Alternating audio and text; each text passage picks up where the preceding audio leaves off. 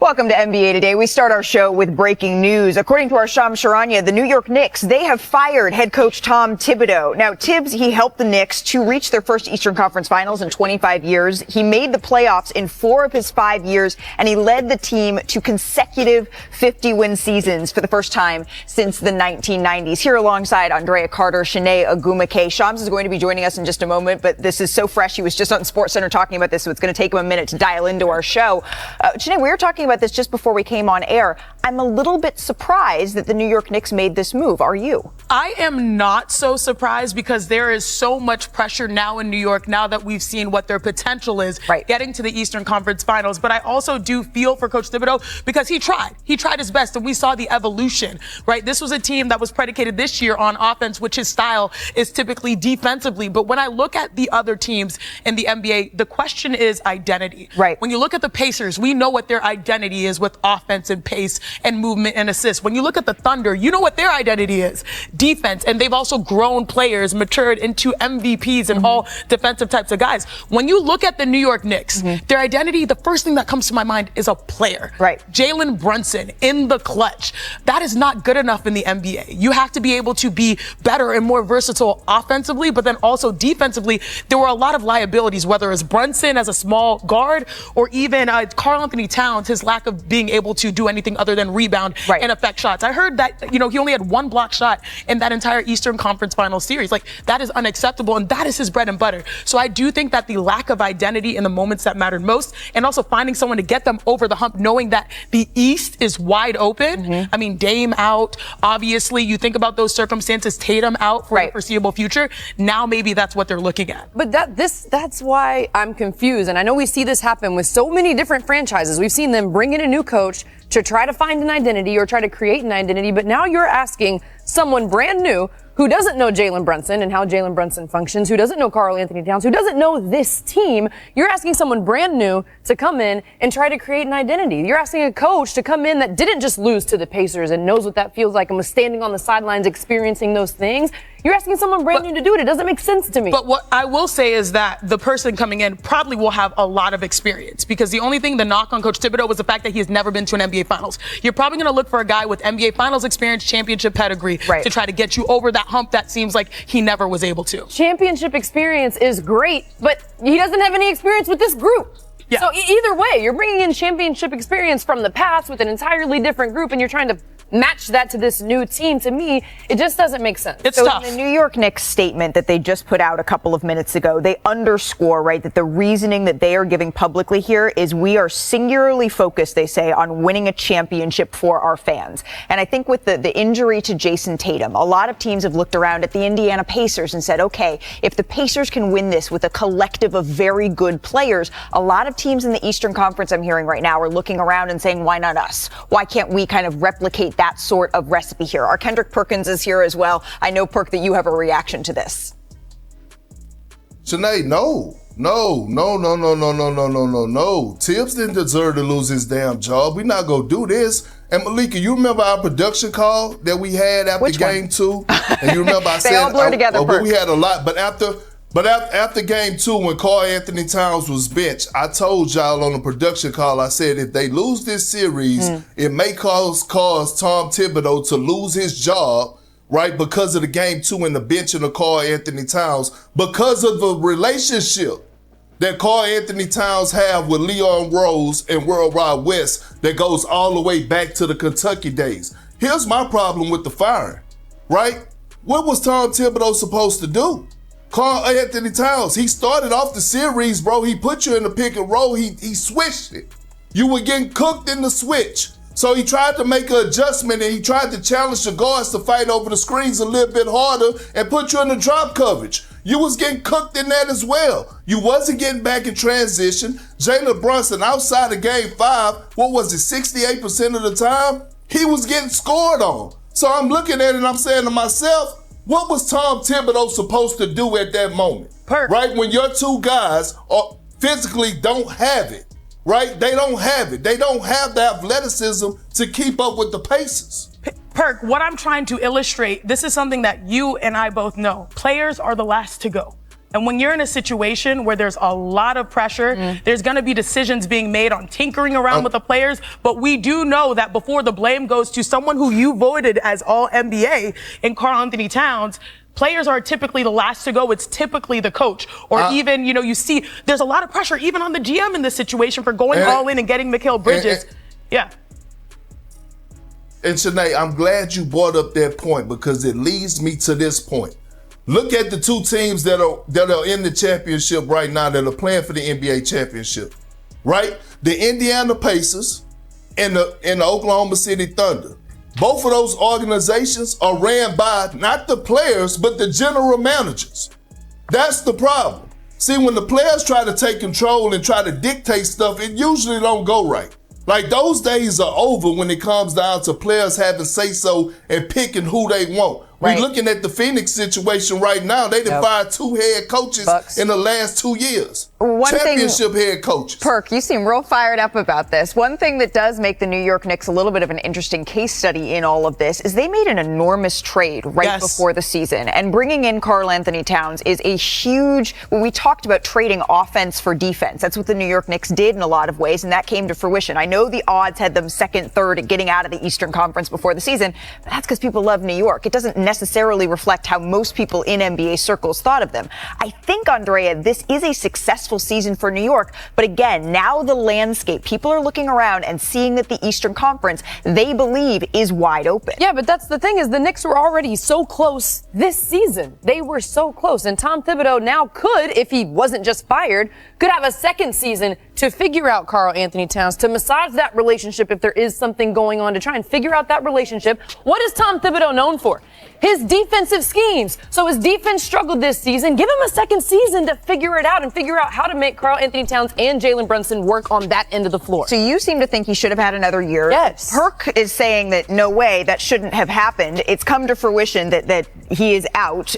What should the Knicks be looking for in their next coach? This to me was an issue, a failure of personnel. And I think we're going to come back and look at the Knicks and saying, I believe it was 5 picks to get Bridges. Now you make a lot of assets to try to and everyone's under contract. When you're looking at OG, Cat, Brunson, their core, their starters, they are locked in. Exactly. And on paper, this is a team that does have a lot of potential. Like we look at OG Anunoby as someone who is an elite defender. The list goes on and on. There's chemistry there. There's synergy there from Nova in the past. But the issue is based off of Coach Tibbs' style, they built a team around offense. And I think that's why he was under the pressure cooker to see if he could meet his players whom he had no control of because they made those decisions. So Kendrick Perkins, what do they need? Who do they need? We've said experience, maybe someone who is offensively minded. I'm thinking about someone we just had on our set recently in maybe, I don't know, a Michael Malone. Perk, who are you looking at that would be the right voice? Because that's what the phrasing is from Leon Rose here. We need a different voice in our locker room. Who is that voice for New York?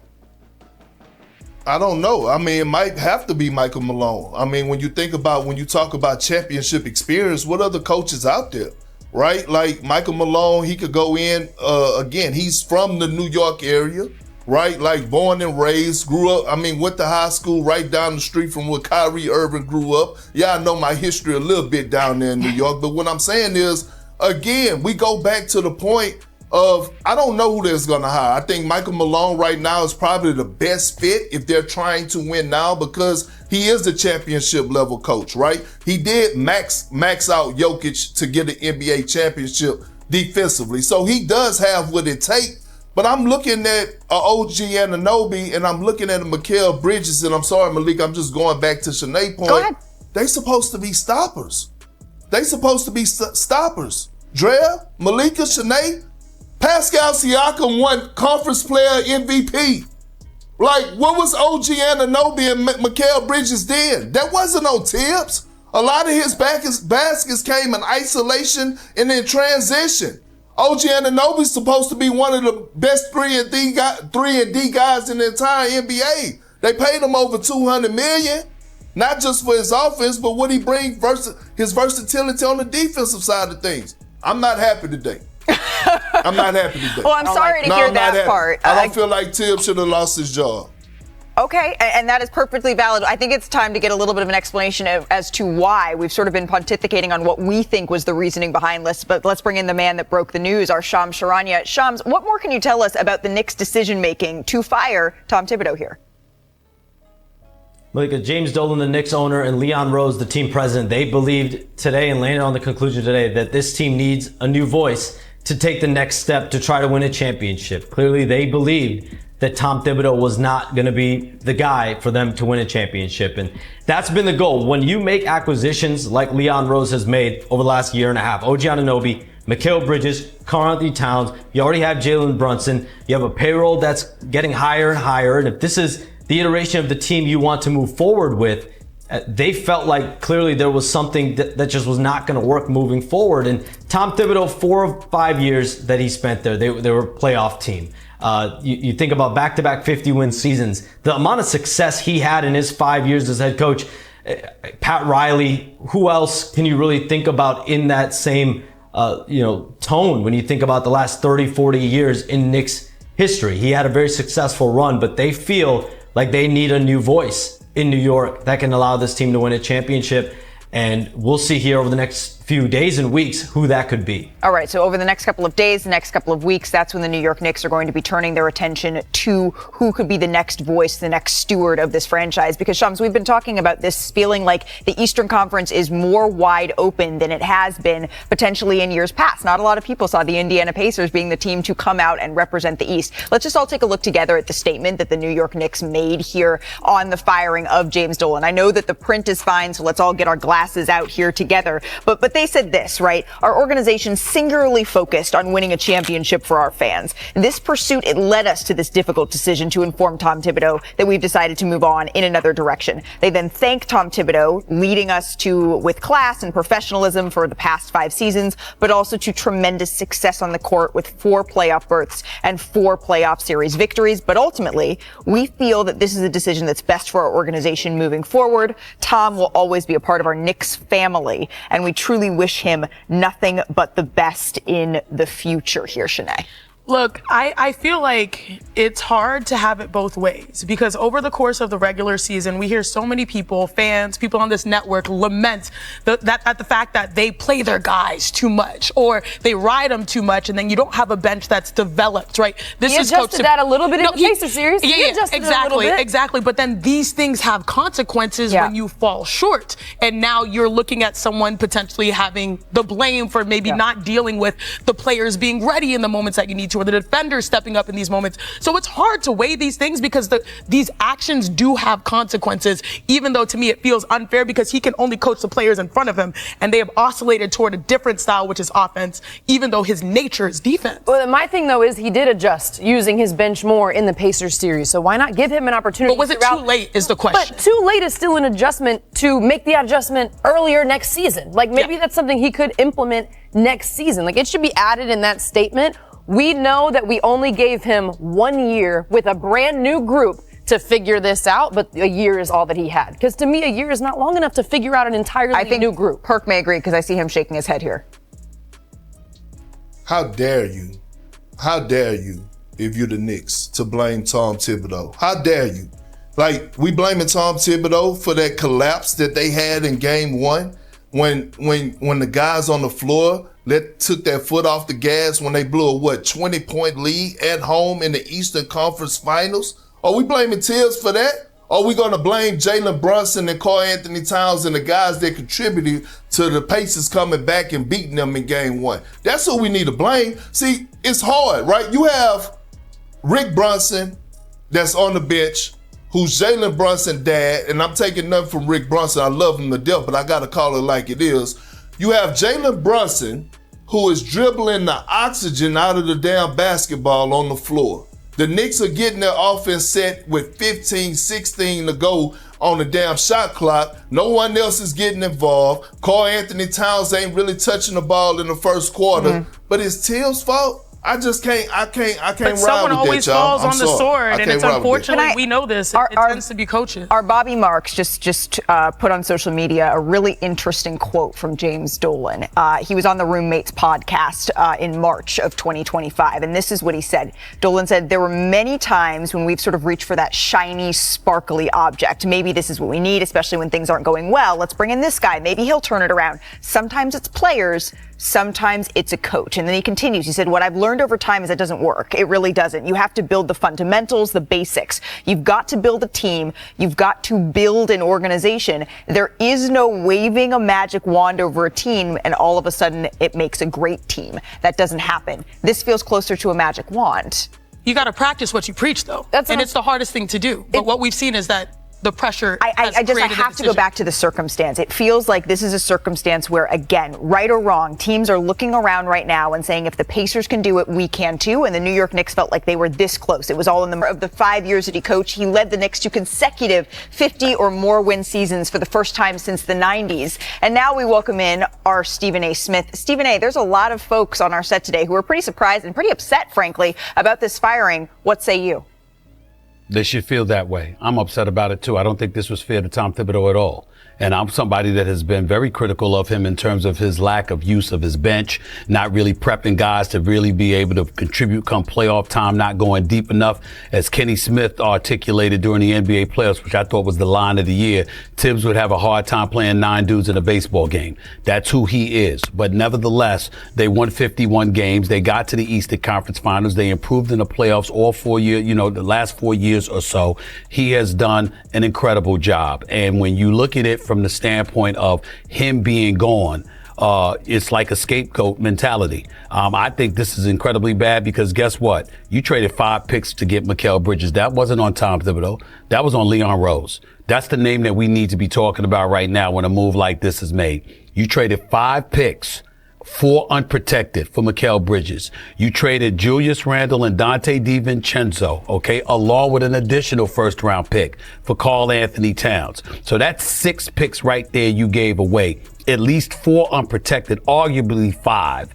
And I'm looking at it from that standpoint, and we're talking about Tom Thibodeau today being without a job. I think that's unfair. I really, he does not deserve to be fired. This was a bad move as far as I'm concerned by the New York Knicks, especially since you don't have somebody like Ty Lue or Eric Spoelstra out there waiting for you. Right. I don't like it at all. Well, that's what we were sort of talking about. And speaking of Leon Rose, in the Knicks announcement, Leon Rose made a statement, Stephen A., and in it he says, our organization is singularly focused on winning a championship for our fans. I'm curious if you think they're a step closer by doing this, by making this move.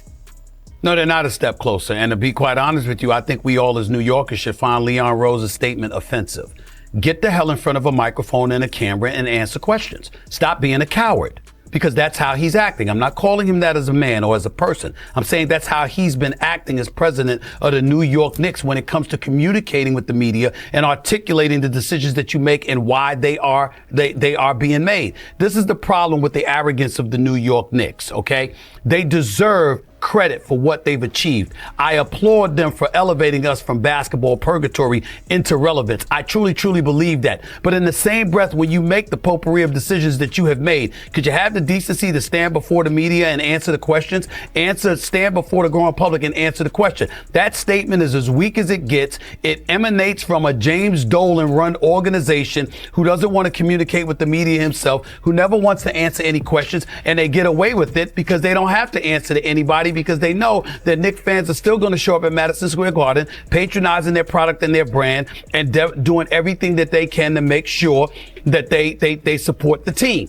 The New York Knicks as an organization know that that's coming. They know that you're going to support the Knicks no matter what Leon Rose does, no matter what James Dolan does. And that's why they get away with acting the way that they're acting. Leon Rose has done a damn good job. Nobody can deny that. But it hasn't been a flawless situation. There are moves that could have been made that could have better positioned the New York Knicks to be in a championship situation, the one that they're craving for now. But it hasn't happened. And then you're going to issue some weak-ass statement like we really care. I don't care about that damn statement. I want to see Leon Rose stand before the camera and justify firing a man that just took you within 2 games of a berth to the NBA Finals right after you decided to trade 5 picks for a guy that never even made an All-Star. I love Mikal Bridges. I love the fact that he's a member of the team.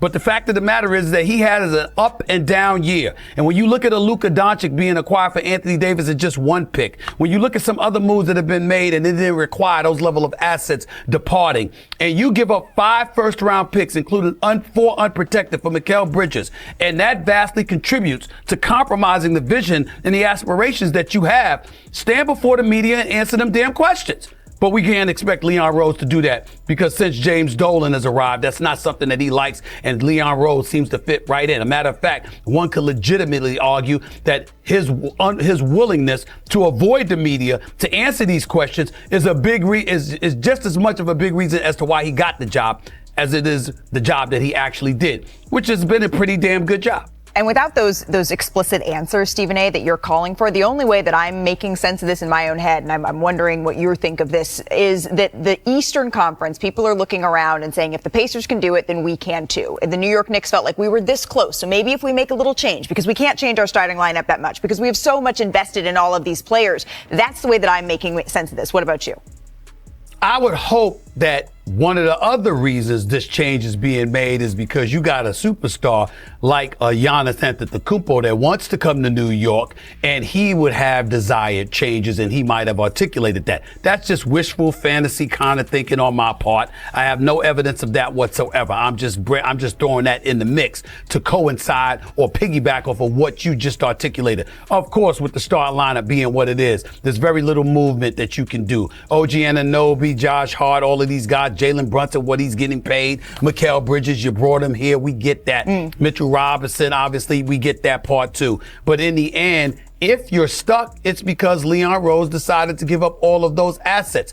And maybe that's a good enough reason for you to go in a different direction from Tom Thibodeau, because we need a different kind of coach, a coach with a different style. Maybe the players articulated that, you know what? We want to hear a new voice as well because we're tired of playing for Tibbs. We don't know definitively whether or not that was the case, but I can tell you in my experience covering the NBA, that's definitely plausible. Still in all, Leon Rose needs to stand before the media and answer them damn questions for the public, because off against a somewhat of a surprise Pacers team that really rounded into form later in the season. But what's so cool about this finals is we're sure to get some new energy in the mix, right? For the first time in NBA history, there will be 7 different champions in a 7-year span. And the Indiana Pacers, they haven't won a championship since their ABA days. But on the flip side, Oklahoma City, they won 1 NBA title, but it was as the Seattle Supersonics. That was in 1979. This is the second NBA Finals all time. Both participants, Shanae, they are on a 40-year drought. So I love that we're going to get a city rewarded like that. Let's What go. is the matchup, though, that you're going to be watching? Sis, do this with me. It's the point guard matchup. You know, I love the Spider-Man meme because these two guys do it in different ways, but they are both equally dominant. If you think about Tyrese Halliburton, what he's done, going from being voted overrated to now making the NBA Finals, he makes his teammates better and is also capable of hitting those dagger threes or layups to clinch victories. And of course, we've got SGA, who has the opportunity to join a very exclusive club. You know, NBA scoring title at 32 points per game, but then also you think about it, winning a championship, that's in the category of Michael Jordan. That's in Kareem Abdul-Jabbar, like Shaquille O'Neal. So he could really enter, I know you like to call it this, but truly the superstar status, SGA. And that would be warranted. That would be actual superstar status. Shanae knows what it takes to be superstar status. 2 elite point guards, and we actually have a graphic exactly to Shanae's point here, because when you look at guys who've won the scoring title, the MVP, and the title in a single season, this is the company here that SGA could be joining. Shaq, Michael Jordan, he did it 4 times, of course, and then Kareem Abdul-Jabbar. Shai Gilgeous-Alexander, he is right there, Andrea. And to me, what Shai does that is so different and so special is how he is always under control. Slowing down, speeding up. He's so poised. He never looks sped up. He only speeds up when he wants to speed up. But the way that he keeps defenders off balance, the way that he has the ball in his hands, and he is completely under control, even in the playoffs, even when the game is on the line, even when he's not hitting shots at a high clip, he stays under control. He stays poised. There is more pressure on him than ever to join that elite group that we just saw. And I guarantee in this playoff run, he'll stay consistent. He'll stay poised and under control. That is the most remarkable thing about SGA. I don't know that I've ever seen a player that's just cooler with that pressure mounting than Shai Gilgeous-Alexander. But I know for me, when I am in the midst of maybe stepping onto a big stage or taking on a big assignment, I need a pep talk. I need a pep talk from someone who has been there before. I find that useful. And Perk, you have been to the NBA Finals 5 times. You've played on that stage 4. Give us a pep talk. Set us the stage for us heading into these finals. Here it is. Indiana, OKC, congratulations. You made it to the promised land. You made it to Disney World. But don't get mesmerized. Don't get mesmerized by Magic Mountain. Don't get mesmerized by the corn dogs and funnel cakes. Don't get mesmerized by the White Castle and the parade. Hey. Damn it, you're here to play basketball. Remember that.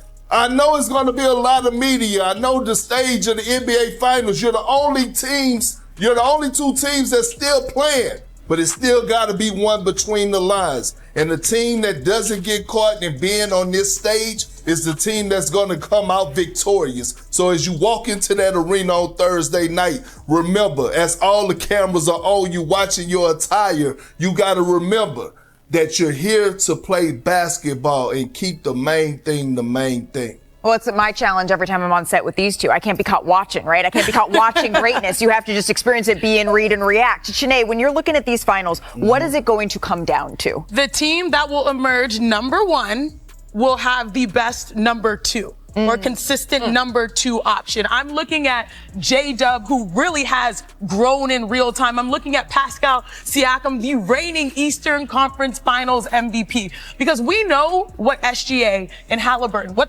they're going to produce. They're going to make their teammates better. They're going to lead by example. They're going to compete at the highest levels. But the separator here is the growth that we've seen from both of these guys. Pascal has won a championship before. Now he's going to have a tall task going up against the front line, the double big lineup, of the Thunder. But on the other side, J-Dub, there were some questions, especially in the Denver Nuggets series. Yeah. How was he going to respond? Well, he responded versus the T-Wolves, shooting like 40+% from 3 and becoming that all-star that he was named this year. The number 2 will dictate who's number 1. Listen, while you're singling out individual players, Shanae, it's not 2 against 2. It's not 1 against 1.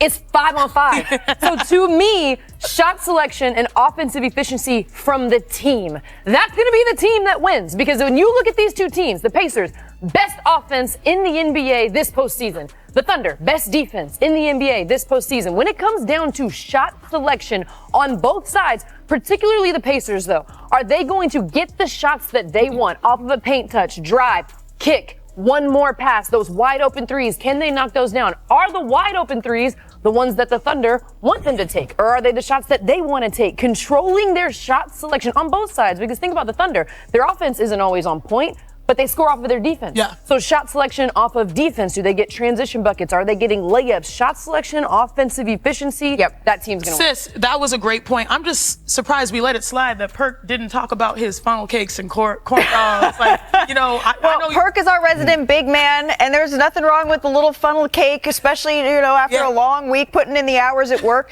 But one of the things, Perk, I know that you have your eye on another big man in this series. It's not just the funnel cake for you. It's always the fun. Y'all ready for a fun fact? Here's a fun fact, right? The OKC Thunder, they beat the Pacers this series twice. They swept them 2-0. This season. Yeah. They didn't have Chet Holmgren. Yeah. You know the Oklahoma City Thunder did that without Chet Holmgren. Okay, that's number 1.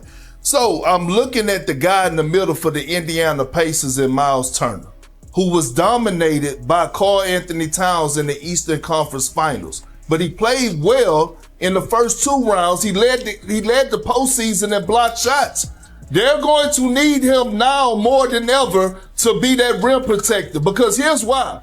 The Oklahoma City Thunder don't live by the 3, die by the 3 type team. We talk about SGA and his ability to score, being the best perimeter player in the game. That's because he's able to get to the rack.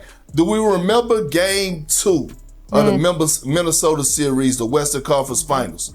The Thunder shot 9 for 33 from the 3-point line and still won that game in great fashion because their ability to get downhill and attack the paint. Miles Turner is the biggest X factor if the Pacers stand a chance or even thinking about winning this series. Not to mention, I love any storyline where a guy hasn't played in the NBA, they played for a franchise for 10 years, and they haven't made the NBA Finals yet. They haven't been on the biggest stage. That extra motivation is always something that's cool to watch. These numbers, they may be extra motivation for the Pacers because they are the 700 favorites on ESPN Bet. That makes them the second largest favorites in the last 20 years, behind only the 2018 Finals. 2018 Finals, the Warriors, they were favored big over the Cavs, you remember, right?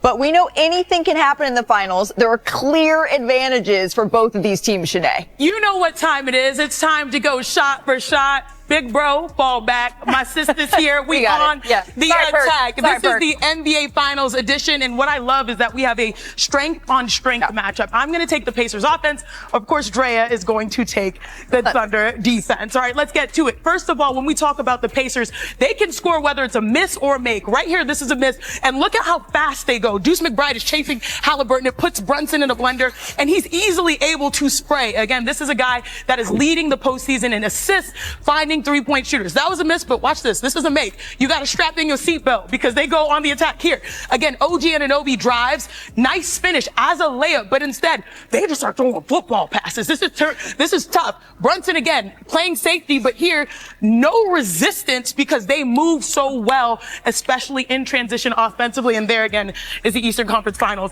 MVP. How good is this offense? This offense is third best. What's your favorite team? Comment below, and if you liked the video, please leave a like. This really helps the channel grow and brings you even more content. Oh, and if you're not subscribed yet, what are you waiting for? Click the subscribe button and activate the bell to receive all notifications. With each game, we notice that the NBA is getting more competitive every day, and all the teams are looking for reinforcements to win the championship. And only here can you follow your favorite team daily with incredible content from different sources. Here on the channel, there are new videos every day with analysis, curiosities, and the best moments in basketball. That's it for today, folks. Thanks for following along. The NBA doesn't stop, and neither do we. Until the next video. NBA, the passion that connects us.